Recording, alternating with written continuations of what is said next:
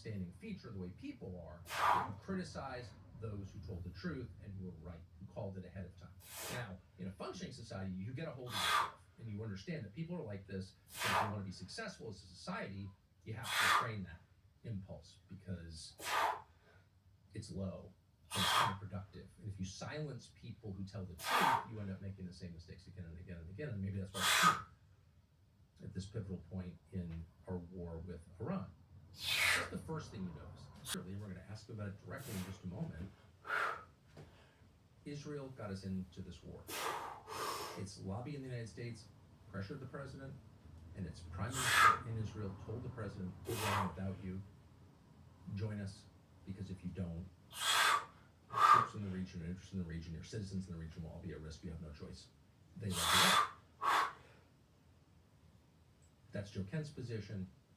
And rather than push back against that and say, no, actually he's wrong, listen to him speak. Ask yourself, is this the kind of person who makes me proud to be a fellow American?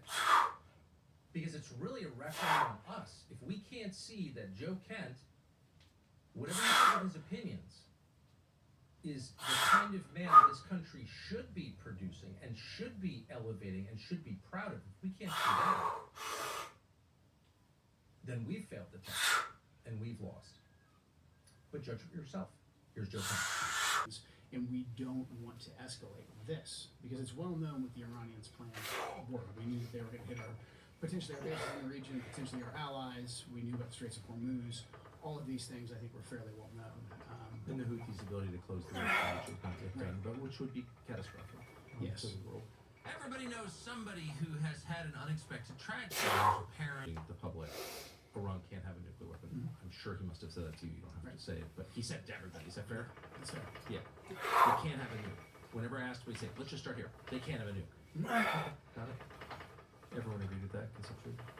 Was Iran on the verge of getting a nuclear weapon? There is intel that shows this. I did not know, but I know how this works. I know the Israeli officials, some in intelligence, some in government, will come to U.S. government officials, and they will say all kinds of things that we know from our intelligence just simply isn't true.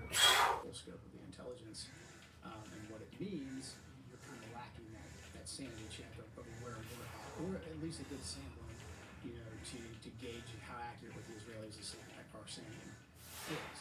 And that process, in my view, was largely stifled in this second iteration. There was robust debate over what the end state is and making it on board in general, if it's clearly articulated.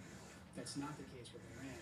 The Israelis are different. I think a lot of times, again, because they speak English, they culturally feel the same. The Israelis have a much different tolerance for how and why they're going to war and for their endurance for. You join those two together in a common mission in a war, that's our partner in this war, Yeah. then you create all kinds of very bad incentives. And now Larijani, I think, was killed by the Israelis. You saw the Israelis blow up Qatari natural gas facilities today in the Qatari natural gas field, which feeds the rest of the world LNG. Those seem like